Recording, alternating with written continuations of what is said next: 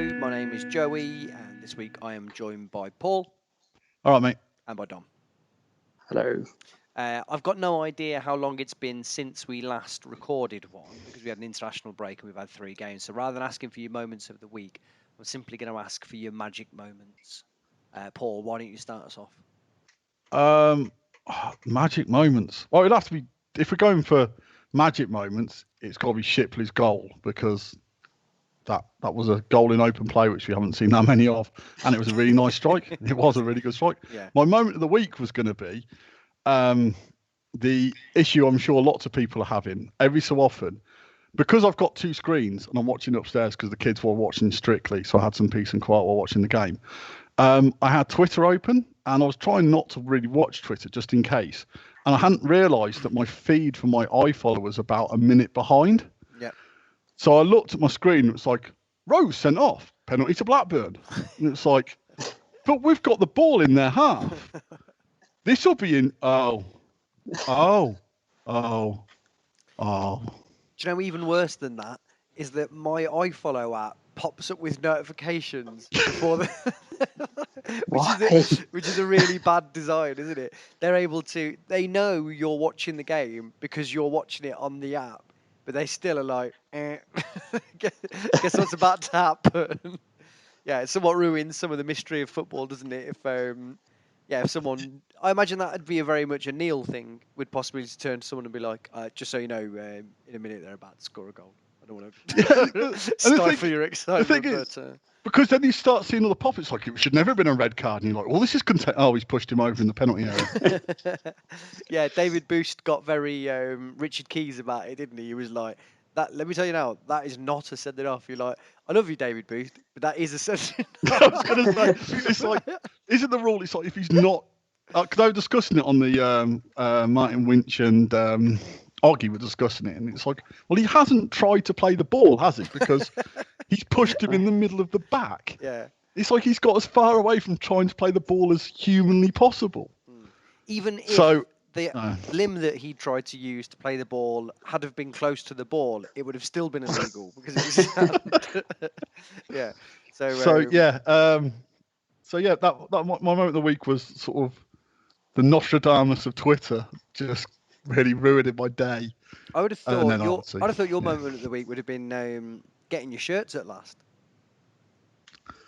That would have been my moment of the week. It would have been. If, alas, I had received said shirts. To be fair, I had a correspondence with Tynan, and he was very polite and explained one of the issues, or the issue, which the football club hadn't been made aware of in relation to part of the issue with one of the kits I've ordered, which is a goalkeeping shirt. And he did organise for a couple of players to sort of wish my children well, which was really nice of him, which would have been my moment of the week if I hadn't have had the ruiningness of Rose. Plus, I was going to have that as my vote of the week when the shirts finally arrived and tie it all up. So, no, 60 days later, or whatever it is, I'm still shirtless. I love the idea that he rang you and he was like, I just want to explain what's happened. Basically, we haven't sent them. The thing is, it's like same thing happened. A similar sort of thing happened at my daughter's school about swimming. And I sent an email off to the school, and it's like, this just doesn't seem fair to me. And they rang me up and explained it, and it's like, now you've explained, I understand. And it's like when he rang up and was like, well, this is what happened. You're like, I understand. You know, it would have been nice if this had been sort of communicated to me earlier. But at least I understand what the delay is. It's not like we've been missed. It's just like there isn't literally an issue. So thank you for ringing me and explaining. It's just, I think the frustrating thing is there was no communication, and I had to moan through Twitter to get more than just or sort of the correspondence I'd have with others is the club don't sort it out because it's a third-party supplier. So it's not as simple as it would like, or it would have been in the past. But when the football club were aware of the issue, they were very polite and very quick at sorting it out. Not so quick that I've still received the shirt, but at least at some point, hopefully this week, I'll have 3 new football shirts. I'm hoping I get my 3rd shirt before you get your home shirt. I mean, there was a question now. It's sort of almost what's more likely to happen? I get my shirts or Cov win their next game. I think it's up there because we've got basically 3 games in a week, so it's probably quite close to which one of those is going to happen first. I have a feeling that if you get that shirt before we next win a game, you're not going to want to wear it. Do you know what I mean? Right, Dom, what's your moment of the week? Well, it's the comeback we've all been waiting for. It's Jermaine Castaner making it back onto the pitch. Was it I'm you? really. If one a signal that a game is gone, then that couldn't have made it clearer. Was it? Like about 10, 15 minutes after taking off our striker and McCallum as well, just to rest players after conceding that second goal. That was just like, game's absolutely gone. We can do whatever we want now, and whatever we want is Castaner. I've got a feeling it was you that coined the term Kastanaissance. Was that Yeah, an invention of yeah, yours? I was actually told that apparently if Castaner ever scores, that's going to be used. So, I mean, it is some miracle return from the dead, isn't it? I just thought that would be. I couldn't see him ever playing in League One again. I didn't think we'd find ourselves, like you My say. a friend of mine said about this bringing on Castaneer and Biamu was it was very much a case of he could turn to them and say, "Well, I gave you your chance, but you didn't quite play as well as I needed you to, so I don't have to play you again for a while." I It's like he's also giving them a taste of football in an impossible situation where they couldn't. I mean, to be fair to Castaneer, he did sort of body slam that man off the pitch, which was like, oh, sorry, shoulder charged him to win the ball back, there was no and then put shoulder in a involved. woeful That was cross. all bottom. That was all backside there. It But was I can't. I all said, lower body. well, he should. Gareth Ainsworth should be watching that and going, he is my new Akin Fenway. I'm going to play him up front. No one's knocking that man off the ball. Yeah. It was beautiful. It happens to be my moment of the week as well.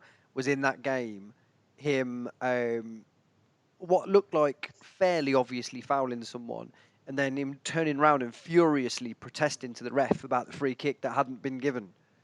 And so it was just play had continued on for a while before he realised that actually he was like turned around, he was waggling his finger and everything, but he was just like he hasn't given anything. It was just you Yeah, knew you were so badly in the wrong that you couldn't believe that it wouldn't have happened.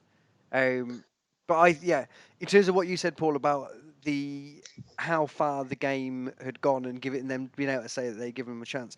The other thing I thought was that effectively it was like he thought to himself, well, we are desperately losing this game.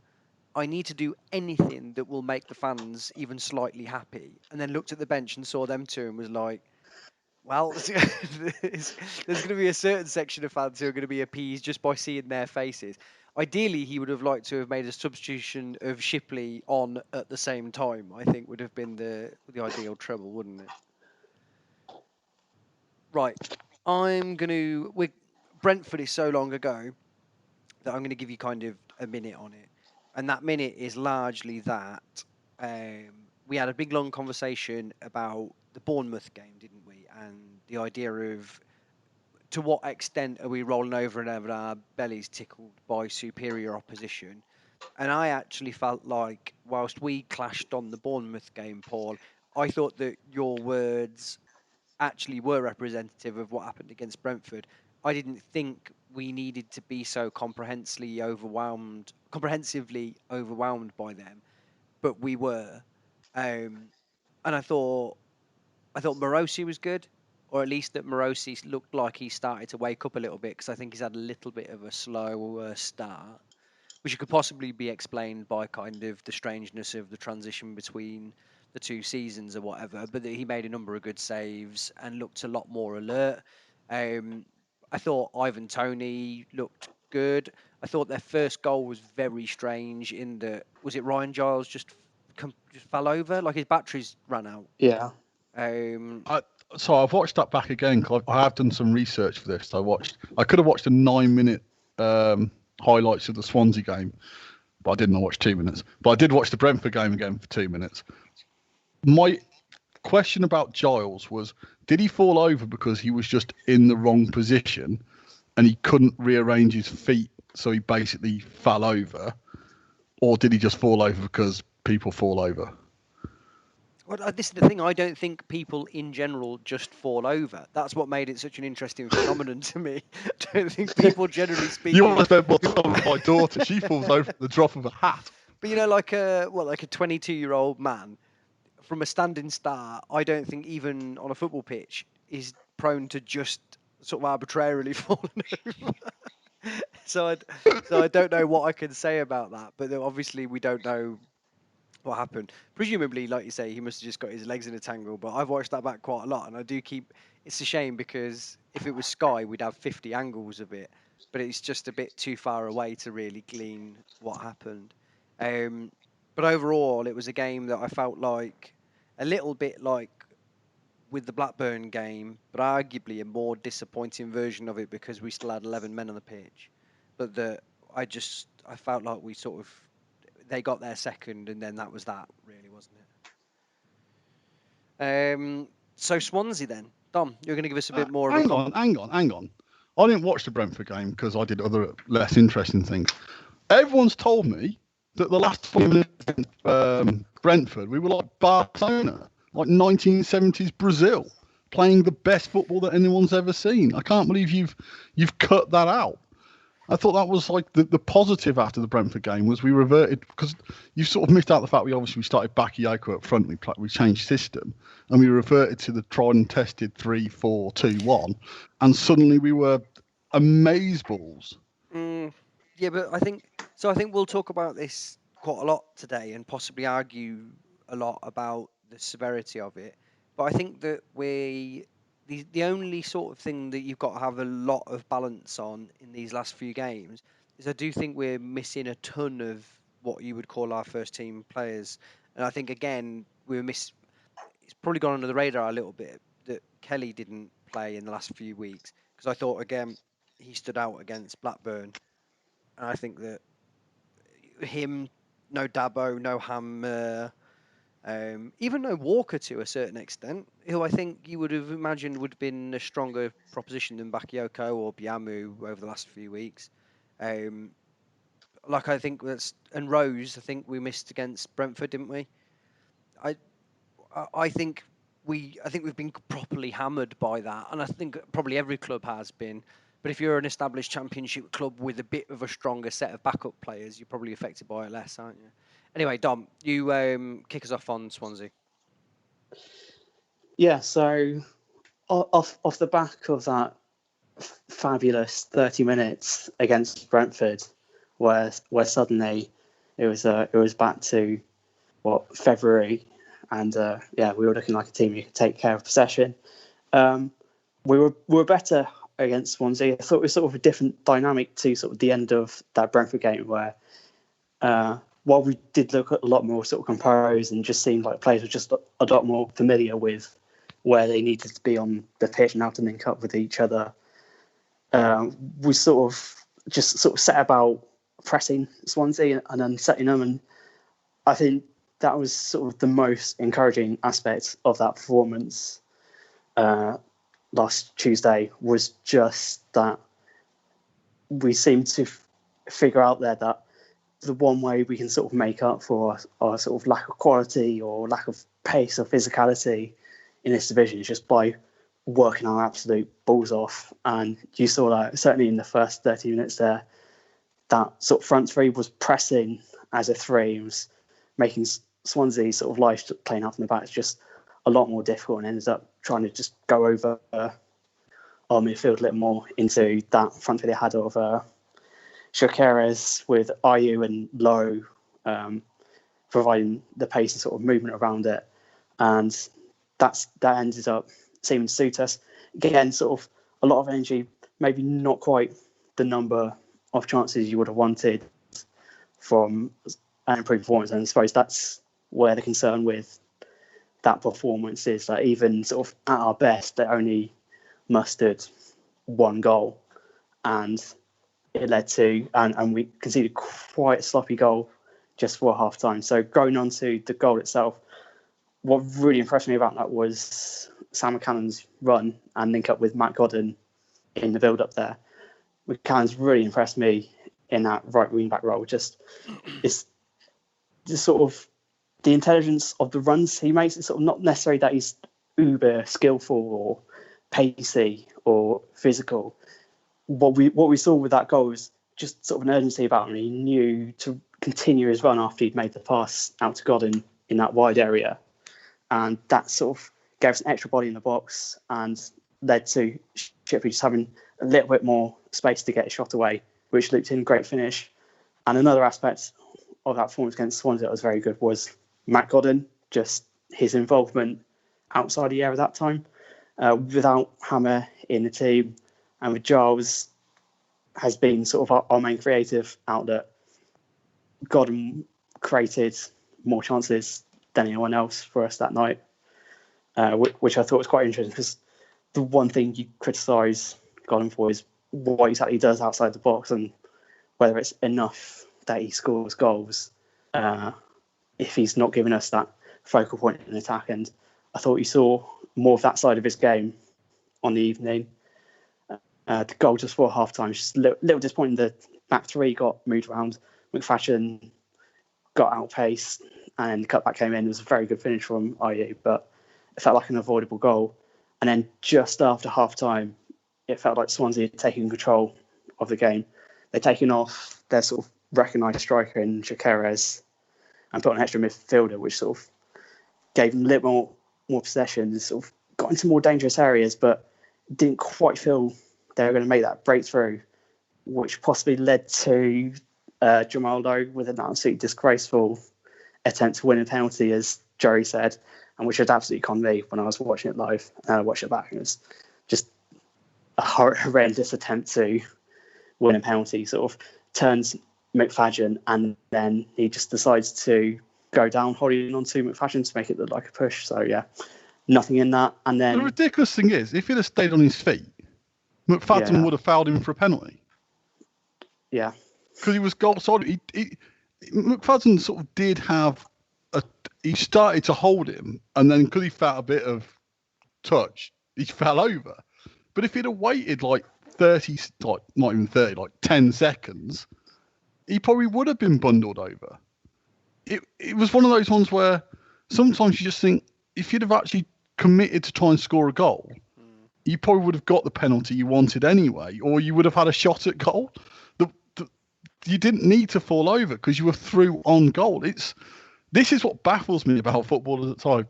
What's going through your head? Because you know you haven't been contacted enough to go down the way you went down, but you're through on goal. Yeah, it was a strange one. Sort of embodies sort of kind of the strange decision making that Swansea had that night. Like I talked about the substitution, they take off a striker at half time to put on a midfielder, and then later on they put on a youth team striker. It sort of just felt a very pointless substitution when you were starting to get a little bit of control of the match, and we were starting to tire, and then we just seemed to have a bit of a late rally there towards the end. We had a few excellent chances. Godden had one cleared off the line, and then O'Hare producing what has kind of become quite characteristic of him, of just missing absolute sitters from close range. So the cross comes into the box, and it's a header sort of just around the 6-yard box, and I think anyone with any composure probably could have scored that, and sort of embodies O'Hare's game. That is sort of so much energy to get into that position, but when he needs that sort of element of calmness in his game, seems to go missing quite often, and that was that. So as I said, it was a very encouraging performance, but ultimately it got us only a point, and the worry from that sort of heading into the next game was just like there was so much energy had gone into that performance, and we were in such a rapid fixture list, and we've barely got any players fit to choose from that it's not rewarded with 3 points, and sort of just shows where we are at the moment. Paul, did you watch Swansea? Yeah, I watched Swansea. What did you make of it? I thought it was a really scrappy game. I was really surprised, and I think I said this to everyone in the WhatsApp group. I was expecting Swansea to be a lot more controlled and assured in possession, and they were quite hectic as well. So for me, the game for long periods, the game didn't seem to settle down. Both teams were making quite a lot of poor decisions in the use of the ball, and because Kelly came on in that game, didn't he? In the second half, which basically changed the game a little bit more in our favour. Because, as you say, for the first 20 minutes of the second half, they were all over us. If they'd have had a striker or they'd had a bit better decision making, they probably would have scored in that spell. But there again, we had hard chances. Giles had 2 cleared off the line. O'Hare had his header. He had another header in the first half. So on the balance of play, it was a better performance because it was a game that legitimately you could have walked away from and said we probably could have won. But for me, a draw did feel like a fair result because Swansea, for periods, had complete dominance. And it led to that issue again we've got of how do we break the line when they start pressing high up. They flooded midfield and we couldn't play through them until sort of changes were made. But it was a scrappy 1-1 draw that was an all right game of football. It's just, could we have done better with that game? I don't know. I don't know how you felt about it, Joey. It just felt, again, there were lots of average performances. Apart from Hyam, who just seems to be playing really well, and I thought Giles had a good game. Sort of still a bit unsure about the Godden thing. I still think for that period of the start second half, he basically didn't touch the ball for about 15 minutes. Again, I'm not sure if that's his fault, but when we're under pressure, there's no release. And that's still a concern, and that's a concern that we seem to be having in every game. I thought it was mildly encouraging. But I must confess that I think of all the games that we've played so far, that's the one that's I had my attention drawn elsewhere somewhat. So I think possibly move on to Blackburn then, because I think, Paul, you've got quite a lot to say about that, haven't you? Not really. I mean, that's the thing. Hang on a second. Let's just check this. 22 minutes 45 we're on at the moment. You just said you haven't got a lot to say about this. Let's have a look. When it's finished. The thing is, it's like, what is there to say? I mean, ultimately, we had, after about 12 minutes, we had our chance. Yeah, 12 minutes we had our chance where, again, Ryan Giles got high up the pitch, put in a good cross, great touch by Matty Gordon. He's 4 yards out and he hits the post. And that's it. From that moment on, basically, that's it. The next thing on the BBC thing is offside. Alan O'Hare tries to through ball, but Matt Gordon is caught offside.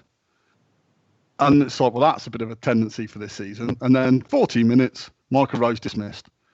And the rest of the game then is a bit of, well, is there any point really discussing the fact we got thumped by Blackburn? Well, probably yes and no. One of the issues is he went straight to a flat back 4 after the sending off. And you're like, well, okay, that's fine. But McCallum isn't really a left back. I mean, he's not really a left back, and he's not really a right back either. So you're playing him out of position, and alongside Carl McFadden, who do you want to play him in the centre back of a flat back 4 alongside a left back at right back?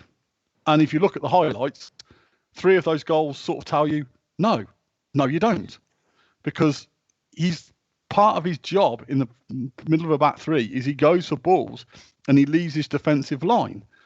Well, that's fine if you've got Rose and Hyam behind you. If you leave your line and the only person behind you is a left back who's playing at right back, who's a left wing back, then there's a massive fuck off gap. And Blackburn exploited it. And they exploited it quite a few times.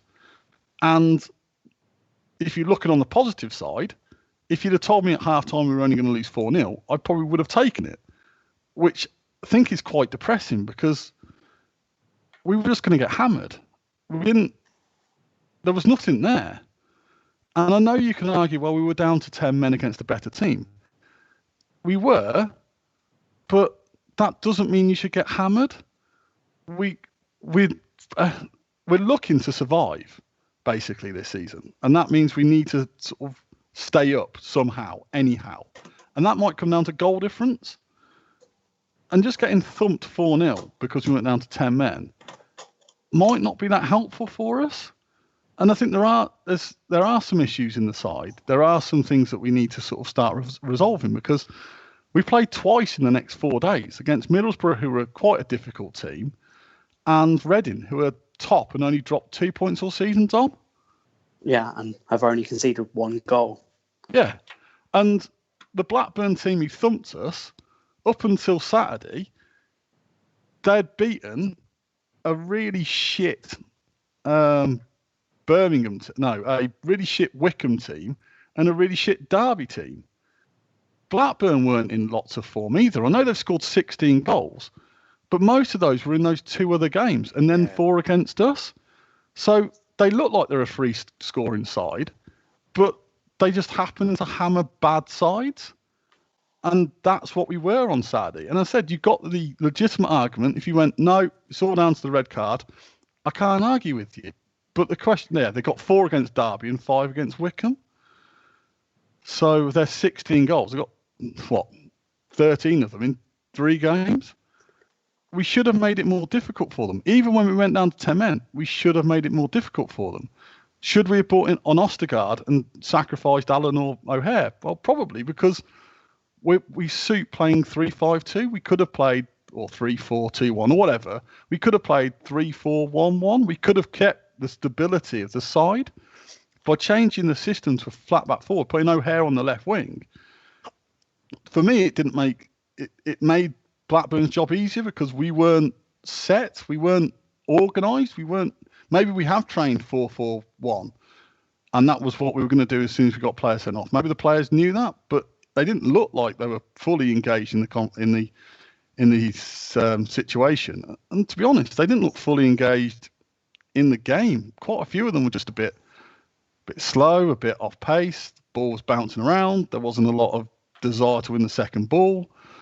And you just thought, well, as I said, we could discuss this for the next half an hour. Ultimately, we didn't show enough on Saturday, and we've got to bounce back against Middlesbrough because Middlesbrough are a different side. They're the first side we're really playing against, Dom said. They're the first side we're really playing against who will let us have possession, will let us dictate the game a bit more. But they're going to be more resolute in defence, and they're going to hit more long balls. And we're going to have to deal with that different approach, which is a bit more like last season, which will help us. But, we're not the same team we were last season. And it's, I sort of see what you're saying, I agree with what you're said earlier. We are missing a couple of key players. But 2 of our best players last season, who virtually all of us gave Man of the Player of the Year to, were Dabo, who unfortunately has been injured, and Walsh. And I know Walsh's replacement is Hamer, but we knew it was going to take him a while to get up to speed. And obviously he's missed 3 games due to slapping someone. And then Kelly, who was massive for us last season. Bound to miss a number of more games this season for slapping other people. But also, he's come into a new country and he's got to adapt quickly. And from what we've seen so far, he is. But the best thing about last season was our back 7. And then our front 3 were okay. But they weren't the driving force behind us getting promotion. The driving force behind us getting promotion was our back 7. And for me, we haven't strengthened our front 3. And it shows. But our back 7 isn't as strong as it was last season either. So we need to get back to that back 7 being as capable. Because, last season we went through spells where we weren't conceding goals. And that was a disappointing thing about Blackburn is they could have got 8. And they missed some absolute sitters. And then Dom Hine put in 2 excellent blocks. They didn't work particularly hard for those 4 goals. You go back to the Brentford game, they didn't work particularly hard for the 2 goals they scored. And we're not being defensively resolute. We're not making teams work hard enough. But when you've got the issue with our front three not being particularly involved in games either, yeah, maybe reading too much into the Blackburn game, but I'm reading into it that I've been to COV games before where we've had players gone down to 10 men and we haven't been thumped. There's been something there. At the moment, my concern is this set of players are a bit, whether or not they're like, yeah, we're in the championship, woo, or whether or not they're just the long pre-season, whether or not it's not playing in front of tendencies, what it is. But I've thought the same for periods against Swansea as well. There's just, if there's a 50-50 ball to be won, and I'm not one of these blood and thunder, die or the cause people, but I am a case of I want people to be stamping their authority on these games, and I'm not seeing that. Like, that was disappointing against on Saturday. Yeah, it was a difficult game, but there were a lot of players who just basically just played poorly, and it wasn't there for me. Dom, how good, you know more about these sorts of things than I do, how good have Blackburn been, generally speaking? I mean, they are sort of a strange side as you sort of get with Tony Mowbray's teams, where it can blow quite hot and cold. Actually, sort of on Wednesday when he played Watford, they're apparently the better team and just got done by a team that was very defensively resolute and has a lot of quality on the counter, as Watford do, is a team that are in the Premier League last season. So sort of even sort of in that poor form, they weren't playing terribly. It's just that just things weren't quite going right for them. Actually, what I wanted to talk about was the red card incident again.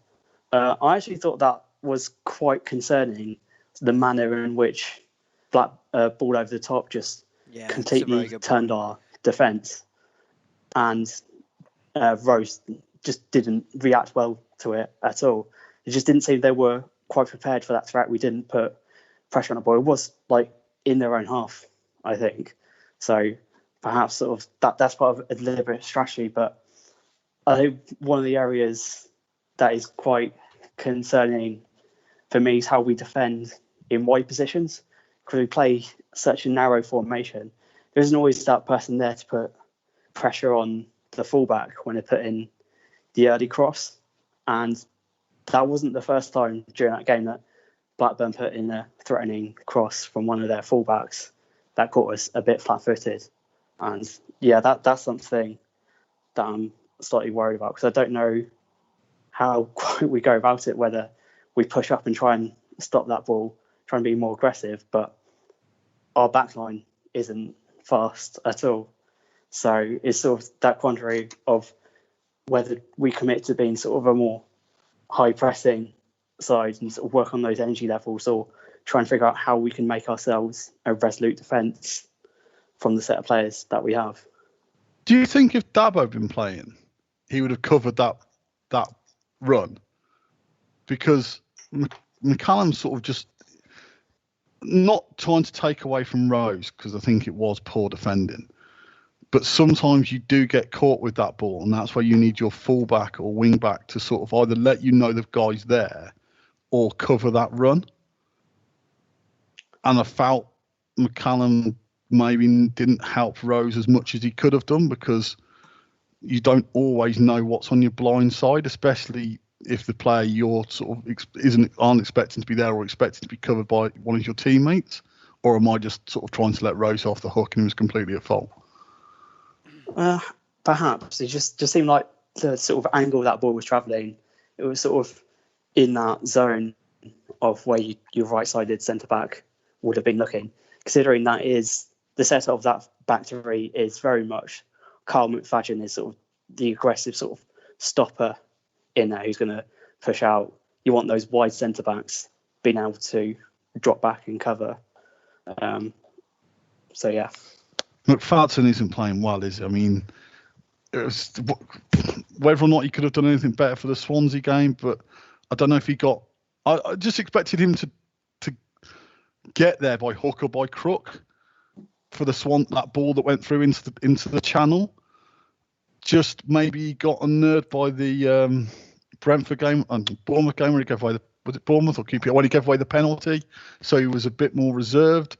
And then, as I said, he kept the Armstrong goal. It's just where you stood. What's your aim there? It's like that's not good defending. That's just an odd decision you've made. You know the guy's lightning quick, and you've given such an easy through ball, and you've tried to cut it out when you're never going to get near it. Just, I don't know. I think you do know. I think he's clearly not good enough to play in the Championship. I think we try really hard, don't we, to not be overtly rude about players unless it's really off the chart. But I just don't. Coming into this season, that was a big concern for me, and I don't think it's his fault. I don't even think it's about his quality. I think it's age has caught up with him. But I think we talked a lot coming into the season about players who would make the cut and players who wouldn't, and I'm not at all surprised that he hasn't demonstrably. I would say, am I being unfair there, Dom? Yeah, it does definitely sort of seem to be that he's sort of caught up, and just seems like he's sort of used to having perhaps that extra yard of pace on defenders. As though I was reading like a preview from a QPR fan. It's a really good website actually, Love for Words, and he made specific mention of how when McFadden was last in the Championship, which would have been 2 or 3 years ago, that he was obviously not up to the standard. So again, it's just perhaps that step up that's just not with him. I think it's always sort of about sort of managing what players can and can't do. Sort of one of the main issues that McFadden had on Saturday was sort of playing in that back three and sort of playing a relatively high line in that back three. So it was back four, as it turned out to be. There's just a lot of space behind him. And what you want from him is being able to sort of step up and attack the ball. And I think there may be games this season where that is going to be useful, because if you take McFadden out the side, who can do that job reliably? Have we really seen that side of the game from Rose? We've seen very little of Vestergaard and Hyam. We know what you can do, but you always feel like you'd want someone a little more aggressive beside him. It's such a conundrum in that defence if McFadden isn't going to play 30 plus games this season, because we've kind of got to figure out what we're going to do when McFadden moves on. Do we move to a back four? Should we start preparing for that, or have we got someone ready to step in to play that aggressive role in the middle of a back three? I mean, the thing is, I suppose, in answer to your question, it's difficult, isn't it, for Rose or Hyam to do that, because that's not their role in the system we play. If they were given that role, would they be able to do it? That's the question. Or is Ostergaard that guy? I mean, the thing is, if you bring Ostergaard in, suddenly you've got a very young defence and quite inexperienced, which, when you've then got quite an inexperienced midfield and quite an inexperienced attack, gives you quite an inexperienced side, logically. But I mean, McFadden was always going to be an issue, and it's like that's some of the problems. Maybe some of the things are just they are what they are. It's like I'm a fan of Callum O'Hare. He was awful on Saturday. Every time he was barely involved, and when he was involved, he was just trying to do too much, because players like that, when they don't get much of the ball, suddenly when they get the ball, have to do everything. And I think we had a break in the first half with him, Godden, and some. I think he played a poor ball into Godden, who then played a ball to Kelly, who then could have had a shot, but then tried to play an amazing pass to Allen, and but it all came from O'Hare's just poor decision making in the first instance. And I thought, I feel sorry for O'Hare because I think he's a good player, and I think in a team where there's less responsibility or less pressure on him, he would really excel. But we're asking him to be the creative player. And going back to what we were saying earlier about last season is one of the things we were really good at last season is we used the ball so much better.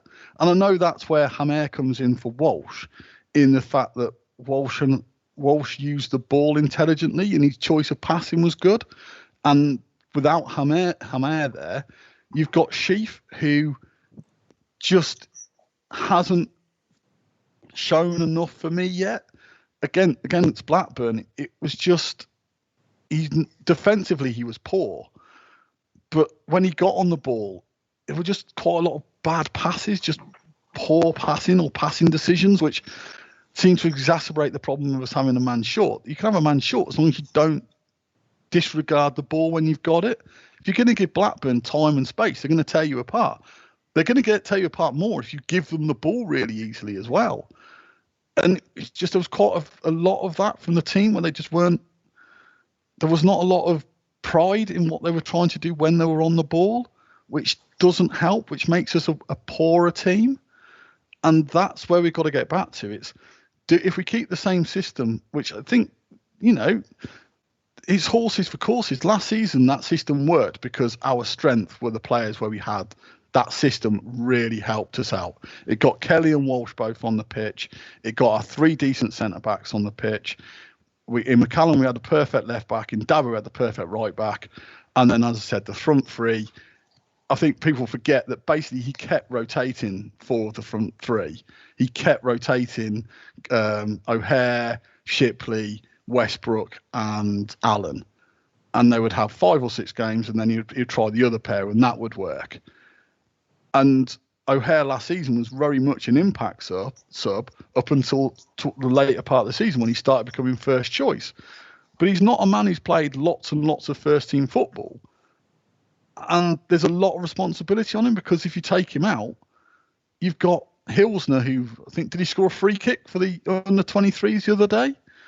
But we have no idea what he's going to be like or how he's going to adapt to the Championship. We're bringing in Kastanaissance, which is, as everyone said, we thought he was long gone, and we barely played him last season. I'm not sure this system's going to work for us because I don't see how we're going to. Last season, because our back 5, if you include the two centre backs, the three centre backs, the 2 central midfielders, was so good on the ball, and we dominated possession so much. And with Dabo and McCallum, we had so many outlets. With that unit not operating as well, we can't get away with having a front 3 that isn't contributing enough. And I think at least if you go 2 up front, I know this is Tyler Walker needs to come back, but at least then we might be able to go route 1 a bit more. We might be able to, because we have that issue. We don't have an outlet. If teams press us high at the pitch, we can't break the press because our passing isn't as good as it needs to be because we're just not as good as we need. The quality isn't quite there. But we can't go to a flat back 4 because I don't think we haven't got the players for a flat back 4. I mean, McFadden in the flat back 4 for 5 games frightens the daylights out of me. So is it just a case of just moving that? Or maybe go 3 in midfield and put Allen alongside Hamer and Kelly and make that a really tight unit. And then you're taking a little bit of creativity out, but you're trying to play a bit more solid. Let's get 5 clean sheets or 3 clean sheets and hopefully nick a goal, but start from there and start building ourselves in. Because at the moment, we've conceded the second most. And we're not, defensively, which was our strength, we're looking pretty poor at the moment. Dom, what would you do ahead of the Middlesbrough game? Well, I suppose the big conundrum ahead of this Middlesbrough game is just who is available. Because we could have Tyler Walker, Hamer, Dabo and Shipley back, but it seems like, Hamer is probably the most likely to come in, but Robin said that he had some kind of illness towards the end of last week, so he might be match fit. Walker's obviously been indoors for 10 days, So I doubt he's going to be starting that game. So he can be disregarded as an option, really. Shipley, we don't know what's happened to him. Apparently, concussion. Don't know how long that concussion keeps him out from Darbo. Again, we don't know what's really happened to him. Sort of part of the problem we're trying to figure out what our teams are sometimes with Mark Robbins is that we don't release injury news, and it does seem like a definite strategy from what I can tell. But so I think we've only really got the option of sticking with the 3-4-2-1, and that's probably going to be Hammer and Kelly in the middle, and then Allen and O'Hare playing off Godden. But it might be we might have more players available than I suspect. Thinking about Middlesbrough more specifically, then, what can we expect from them? Would you say? Yeah. So as Paul mentioned, we are sort of moving into sort of a different phase with these next 4 games, where we're up against teams that are much more physical, teams that don't mind not having the ball, and that's going to be a very different test of sort of how do we compete physically, with very muscular teams. How do we break down teams that are going to sit in a little deeper? And that's really the big question here. Obviously, it's Middlesbrough side managed by Neil Warnock, so you kind of know what to expect. Sort of interesting, he has gone to sort of a back 3 system, which does involve playing a sort of natural right back, Anthony Dijkstill, on the right side of that back 3. He's very quick enough as sort of a lot cover. Then on the left, you've got Paddy McNair, who's played a lot of football in midfield.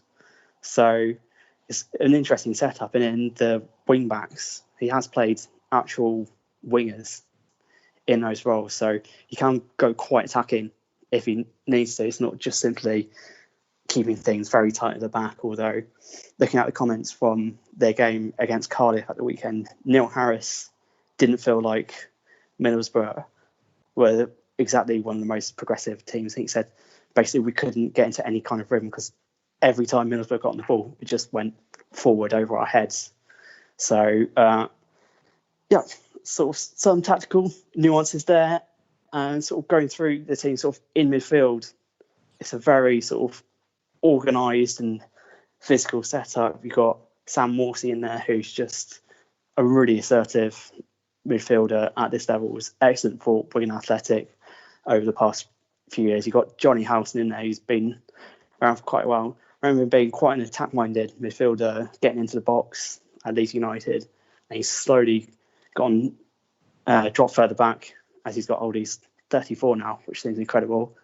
And then you've also got George Saville in there, who's sort of the legs in that midfield, who can pop up and get into the box. And then what they're really relying on is just that pace and a little bit of power they have up front through Brittason Bononga, who I've always thought is a really good championship striker. And then I've looked at his record over the past 6 or 7 seasons, and he's never scored more than 15 goals at this level, which is more than good enough, and will probably be more than good enough for him to get onto the score sheet tomorrow. But he's sort of not quite as good as I thought he was. He did. And also, he cost £15 million at a time when people weren't really paying £15 million for championship strikers, didn't he? Yeah, sort of entering that phase, that post Ross McCormack phase of just spending absolutely eye-watering amounts at championship level. But yeah, and then also on shit strikers. Yeah. And then you got Ashley Fletcher up there, star of Sunderland Till I Die season 1, having a crisis of confidence. He's really come on over the past year or so, and he is both quick and very strong and tall. And then also you've got a former Sky Blue favourite in Chuba Akpom, who has seemingly gone away to Greece and matured quite considerably. So interestingly, like during his time at England, he sort of kept on getting loan moves to clubs higher and higher up the pyramid, sort of after leaving us, but never really scored goals. I think he'd only scored before the season 3 goals in English football, which was quite incredible.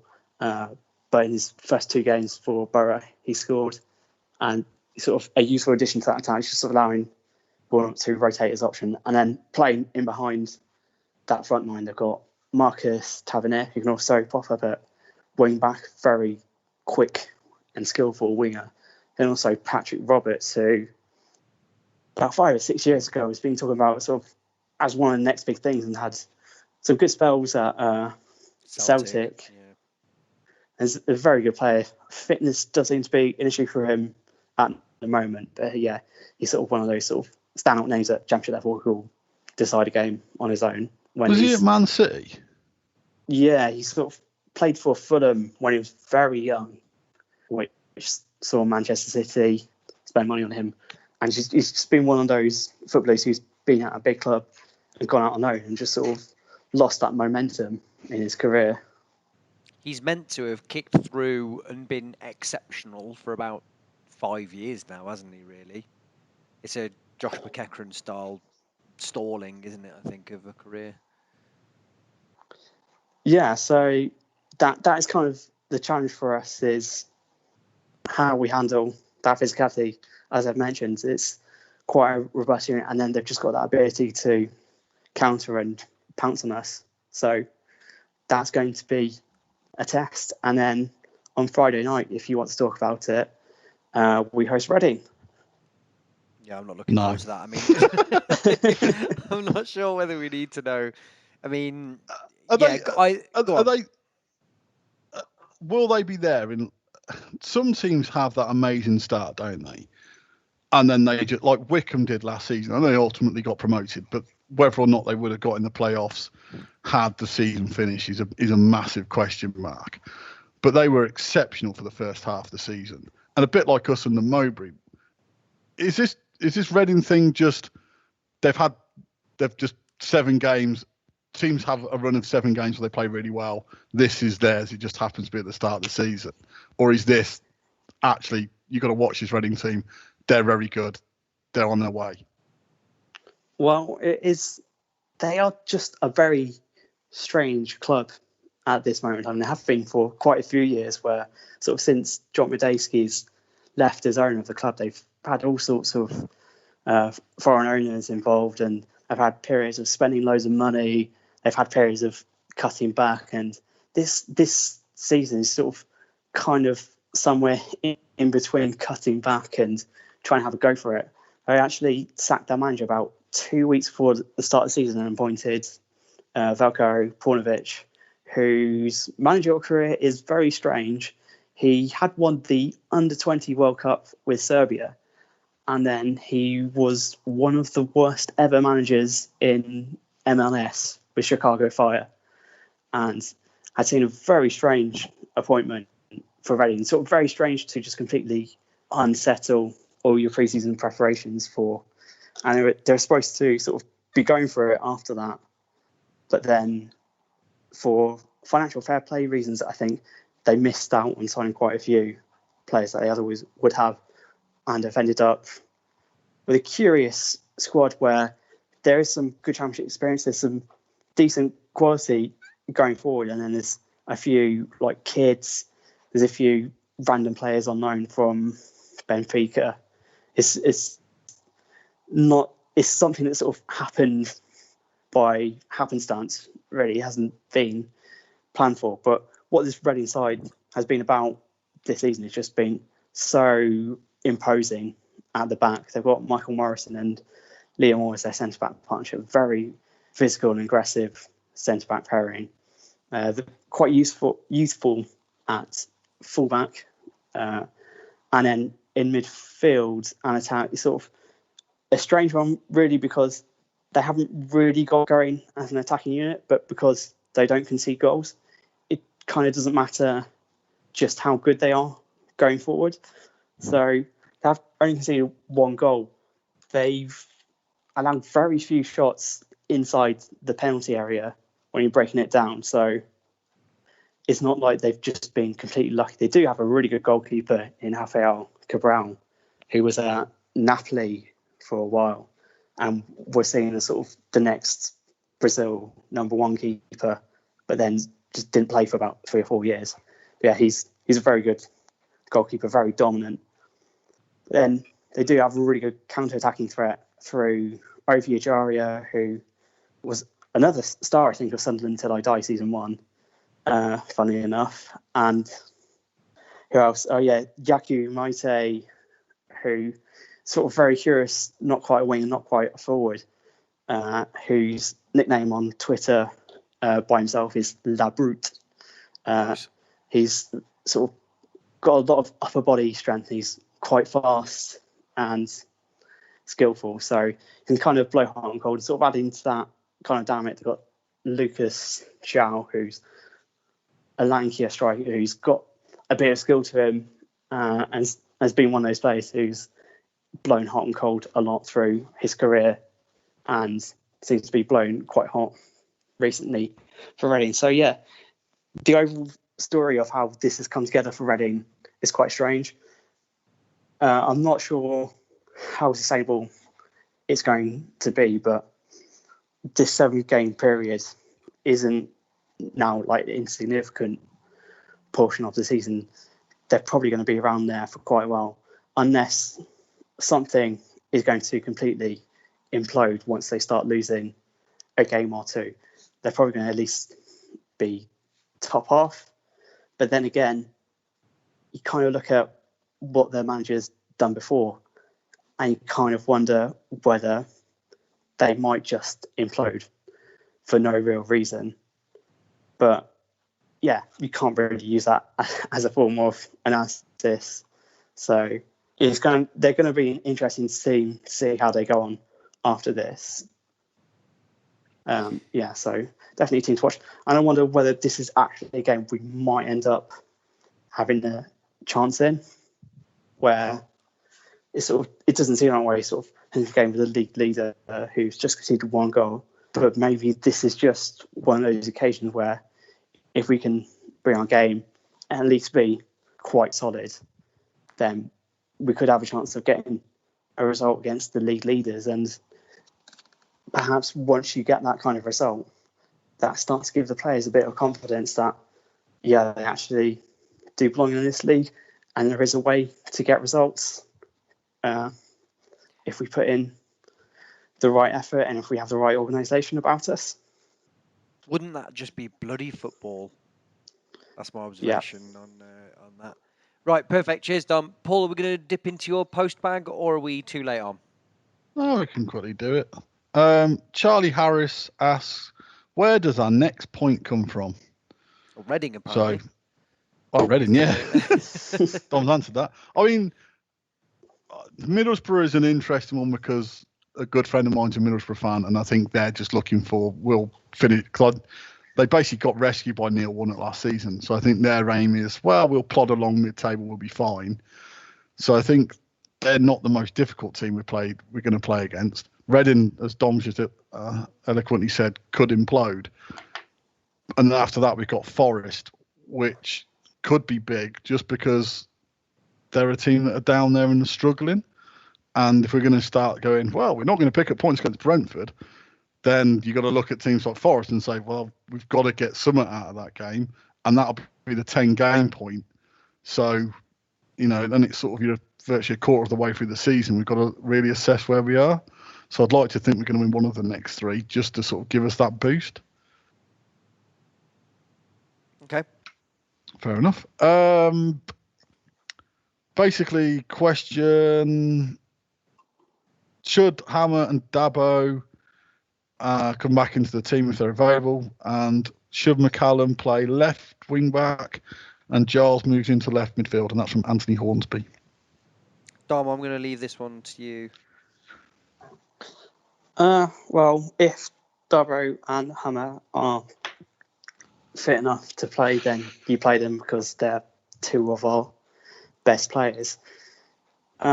What you do on the left side, I suppose that is quite an interesting one, because last season when we had McCallum and Giles, McCallum was absolutely nailed on first choice, but we've seen this season that basically Giles has just been such a brilliant outlet for us. Like, aside from Hammer, he's been the one creating chances for us. So you can't really take that out of the team. And I wonder whether he's the kind of sort of full/wing back who wouldn't be as effective closer to goal, where you don't have that space to build up a head of steam.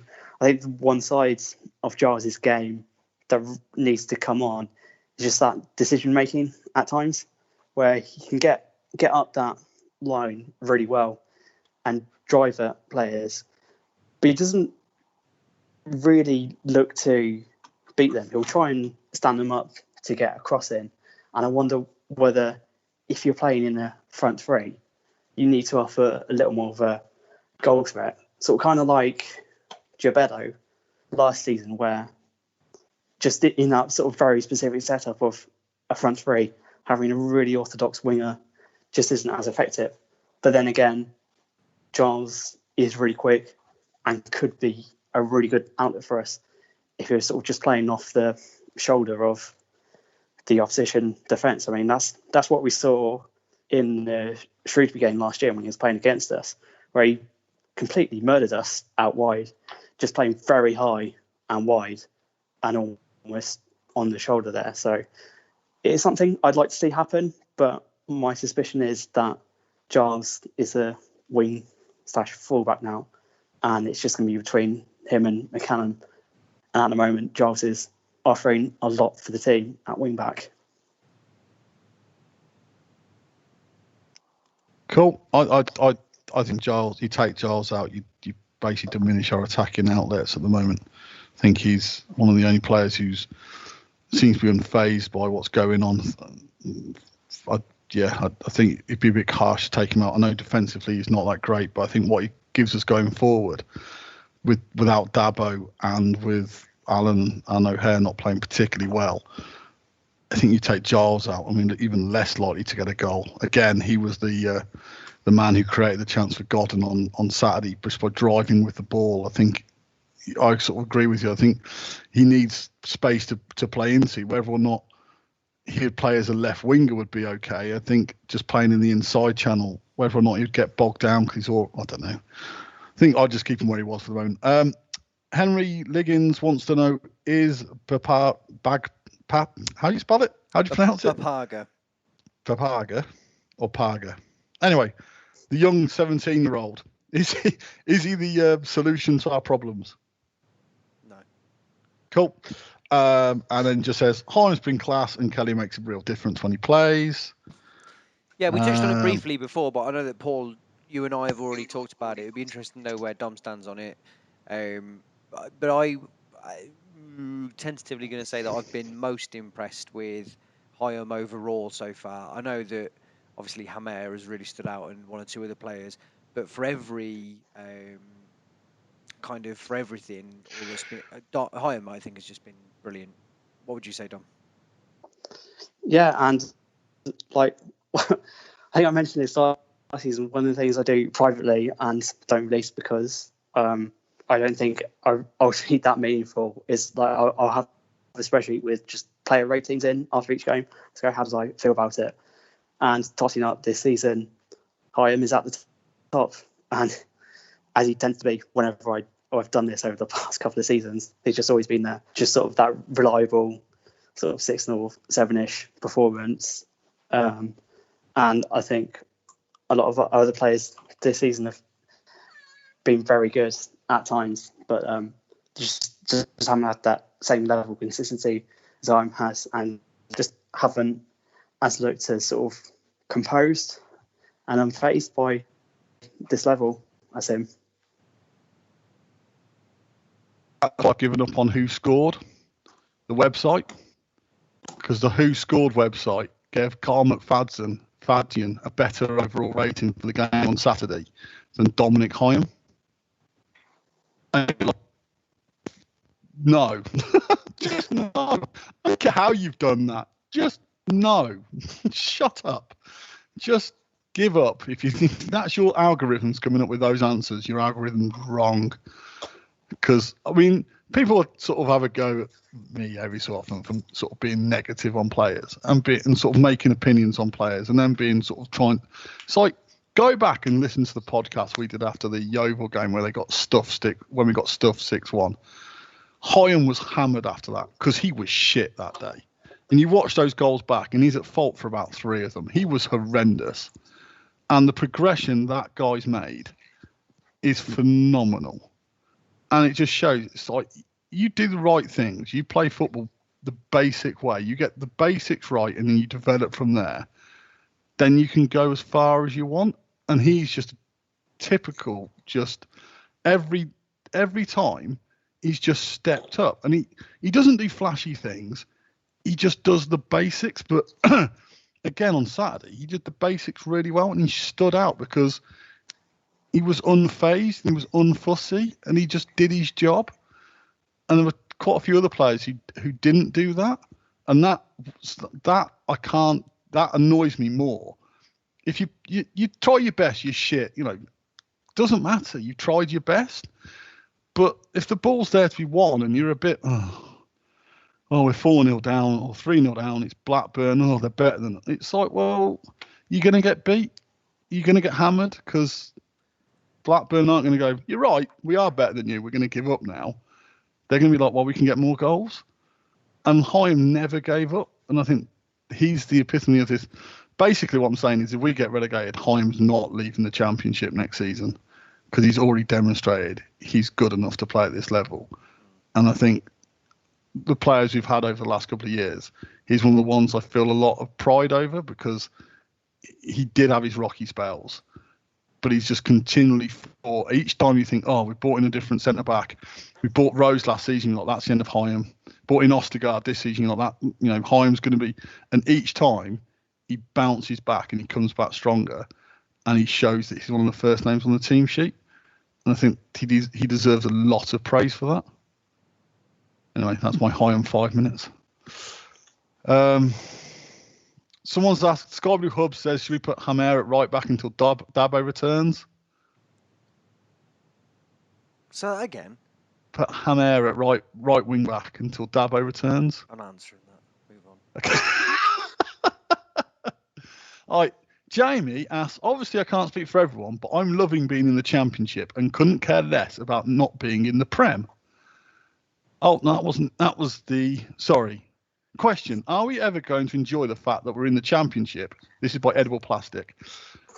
Again, or are we going to be miserable about the fact we aren't Premier League quality yet, until we are, and then we're becoming miserable about not being in Europe?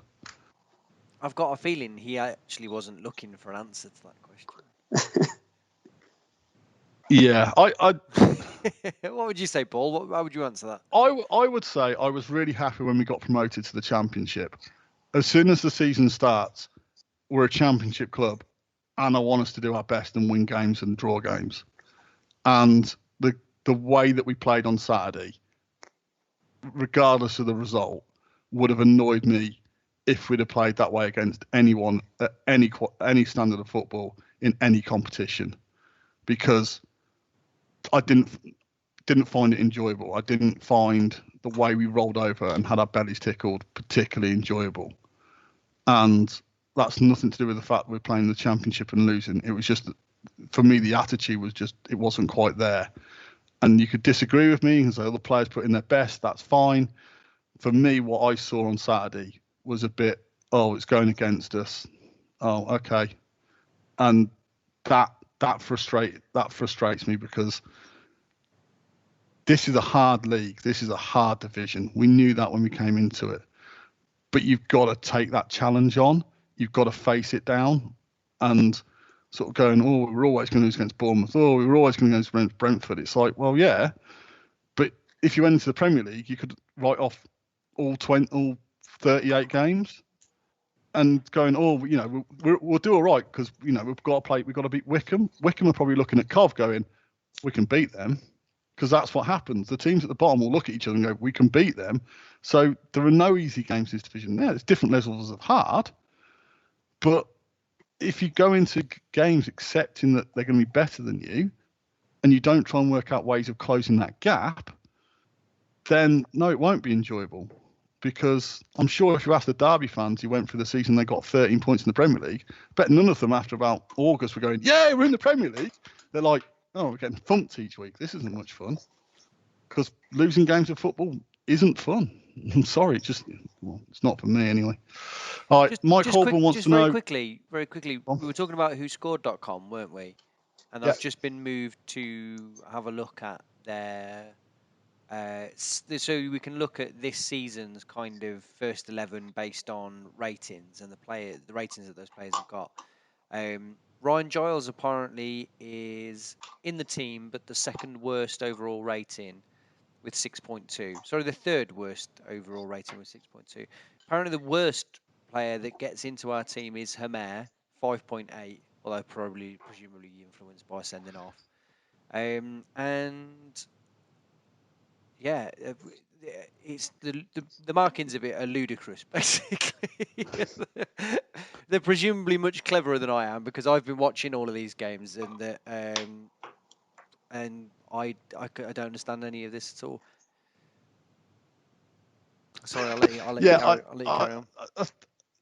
I find it interesting, like the number of touches people have. I'm assuming that's correct, but things like, I'm giving him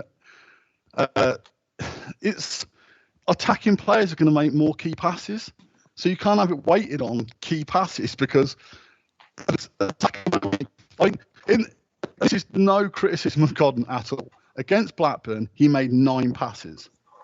I don't think you can judge whether or not he had a good game on 9 passes because he's only made 9 passes. Like, he's passed the ball once every 10 minutes he's on the pitch. That's not his fault. I'm not attacking on at all. But how you can make a judge on whether or not someone's had a good game when they've only touched the ball 10 times in an hour through no fault of their own because they're playing up front in a system where we're not getting the ball to him. How he can be better or as good as someone who's played like Dom Heim did is just a mystery. But anyway, I'm sure Dom will come back and say, well, actually, it's all done on this, and this, and you don't know your stats well enough, which is probably true, but I'm still calling it bollocks. A bit like XG. I'm calling XG bollocks as well. Like Mike Holborn wants to know, is the lack of championship experience players costing us points? Just a quick one, yes or no? Well, yeah. Dom? Yeah. Cool. Ewan, Snog, Murray, Avoid, Jeff Foster, Clive Eakin, or Martin Winch? Well, we haven't talked about, and I'm not going to talk a lot about it, about Winchy's hair obsession on in the commentary on Saturday, which was a nice aside that he seemed to be, and then it was picked up by other people. The fact that he'd got a lot to say about other people's hair, and then the admission that he'd got a man bun. Which I think, as far as I'm concerned, is just completely his choice, completely unremarkable. But it did seem to draw a lot of attention. In terms of Snog, Marry, Avoid, Dom, have you got anything off immediately? I'm sort of kind of like I think Laurie mentioned this before, where I don't know the difference just from hearing them between Clive and Jeff.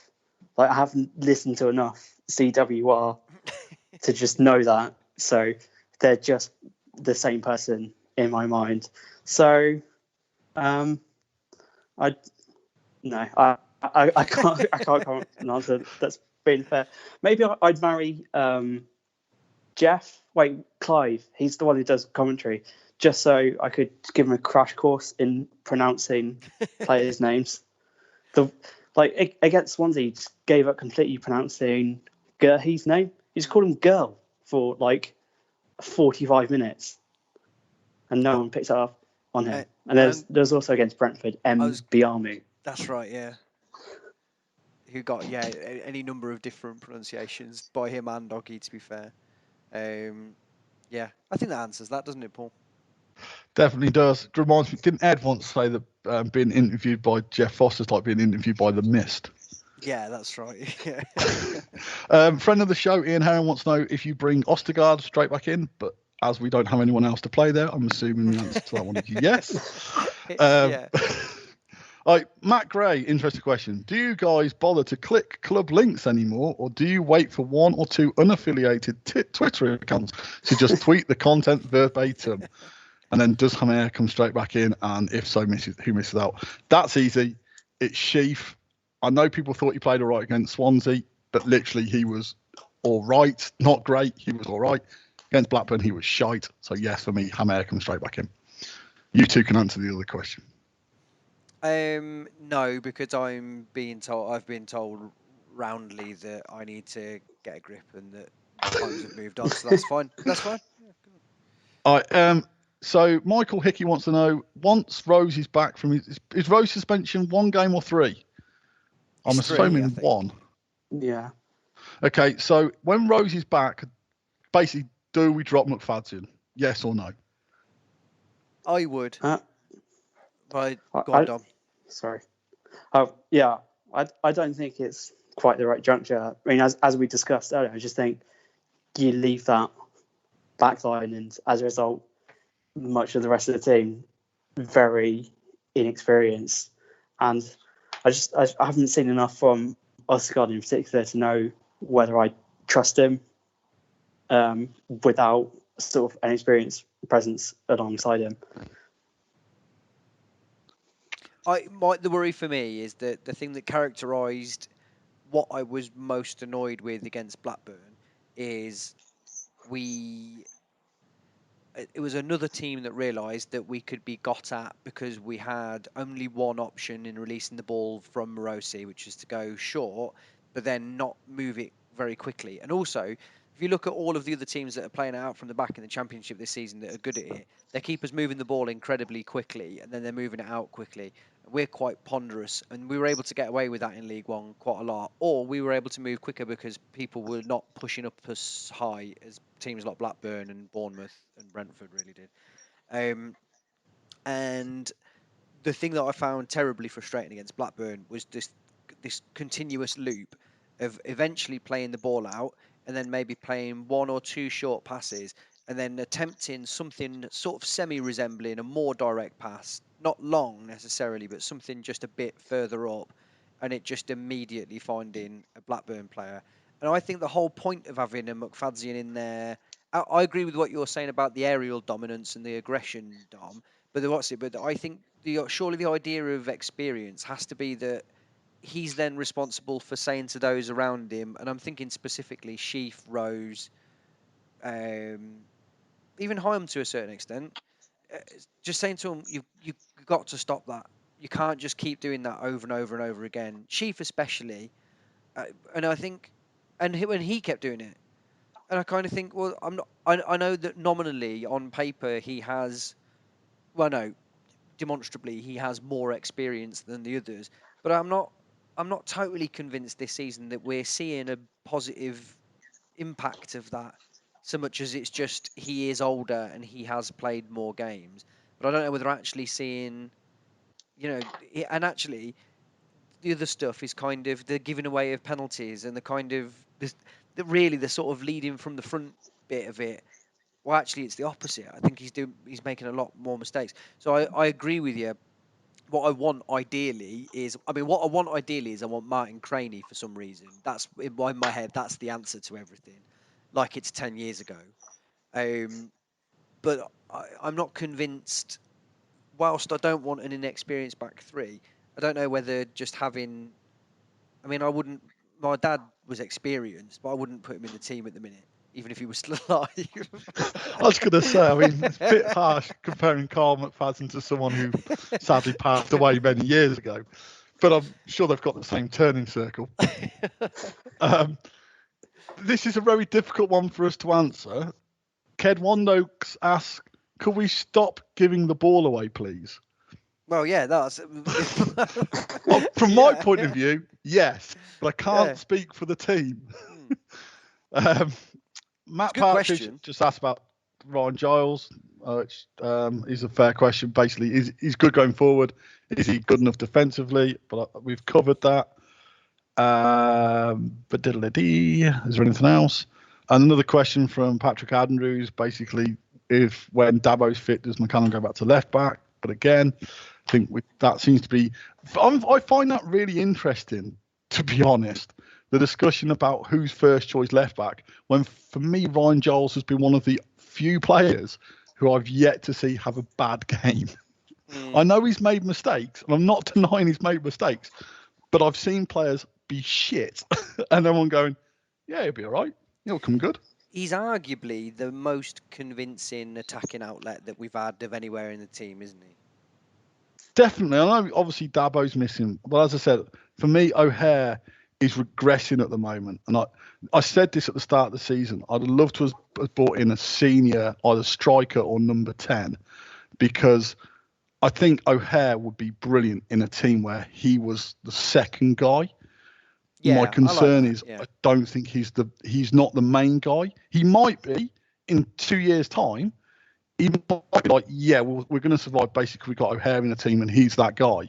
My issue at the moment is I don't think he's fully developed his game yet. He's not fully confident in what he's trying to achieve, which is not a criticism.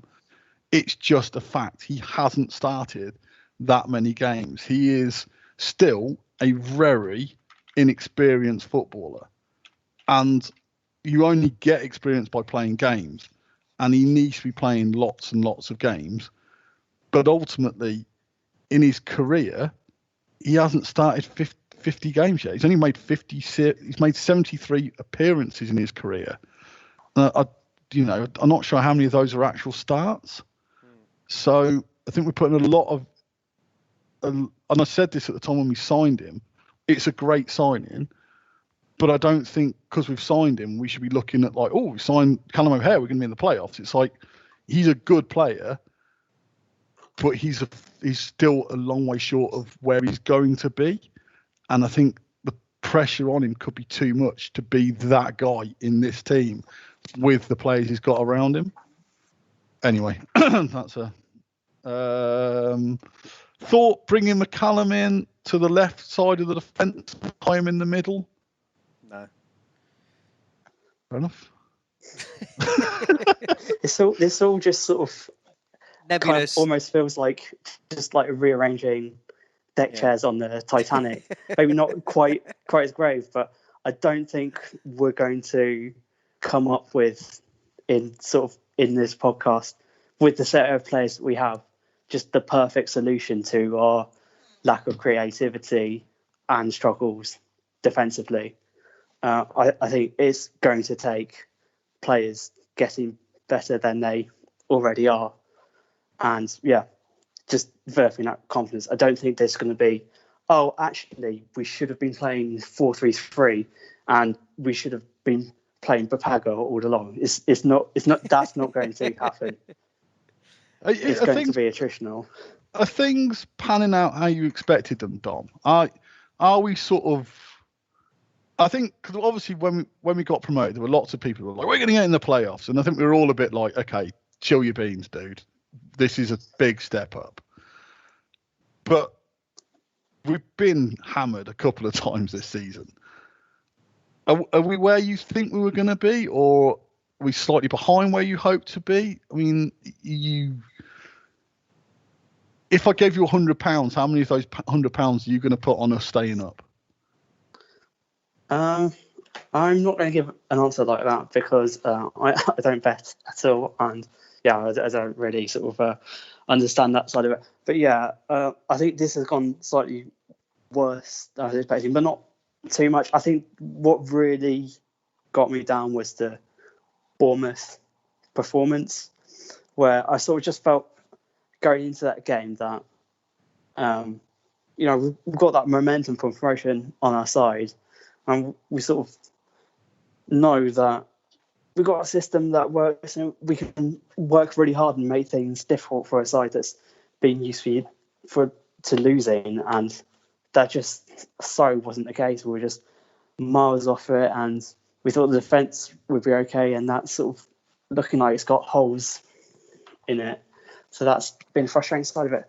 But there have been good moments. I thought Bristol City generally, that was a decent performance, especially for like an opening day. And we only lost it because we switched off from a set piece. QPR, we conceded 2 goals. But again, those didn't come from open play necessarily. Sort of just felt like it's coming on. Maybe we just haven't seen enough of what we're capable of and haven't been allowed to build up that momentum. But it's 7 games now, and we've won one of them. And it's getting a little difficult to write off things as just individual moments of bad luck. And I am starting to get a little concerned. I think this run just for the international break is quite important, where if we can pick up a couple of wins, we can still call it easing into the season. Whereas if we lose all these games or only pick up a point or two, the struggle's really on. And we're going to have to, it's probably going to take Mark Robbins changing things up quite drastically, just changing the entire setup and hoping something works from there. And then the worry when you go to that point in the season is if you change things and they don't work, you can only change things more and more, and you just lose any kind of continuity. I think that's probably enough questions, even if there are more questions, Paul. No, that was it really. Yeah, I think I sort of agree with what you said. I think, yeah, as Joey alluded to earlier, I think there's been injuries, there's been suspensions. You sort of get that during the season. I mean, obviously, we've had 2 players sent off, which is a bit unusual for us this early in the season, and yet, you know, if we were unlucky that both Dabo and Dabo's replacement, or the person who should be challenging for Dabo's position, have both been injured, because our wing backs are so important to the way we play, that having no balance on the right hand side with a right footer, because I know McCallum, but defensively as well, you notice that Callum cuts inside and makes some interesting decisions, which isn't his fault. He's left footed. He's just playing on the left hand side. He's going to tuck into his left foot, 'cause that's where he's most confident. That has hindered us. The Tyler Walker thing, he's both been unlucky with the COVID thing, but also it just doesn't seem that. My worry is how long it's going to take for him to get up to sort of match fitness, because he feels like he didn't really have a pre-season either. He hasn't played much at all for 8 months now. When he gets in the team, I don't think it's going to be, he might have an instant performance, but then I'm expecting him to hit the buffers at some point. So it's not like we've got a ready-made player who's waiting to be lit off the leash. He's got to build his way into the season as well. Just seems there's a couple of things which are conspiring against us at the moment. But maybe, as you say, like beating Reading on Friday and beat Forest and everything's looking tickety-boo. Are we done? No, let's keep talking for hours. I think we're done. Okay. If you want to get in touch, normal places, at Neil Lamptey Show on Twitter, neillampteyshow@gmail.com. As usual, you can see a myriad of fabulous Coventry City content over on Dom's blog, which you can be found where? Sidewayssammy.com. Perfect. Paul, any plans to revive GMK any point in the next 10 years? Were you still working on the server there, or? At some point in the future, when I sort of, yeah. That's what the world's crying out for now. Is a forum. You know what it's like? I feel put under pressure now. I'm going to go back to looking at Twitter to see if there's any interesting questions. Right. Thank you, Dom. All right, cool.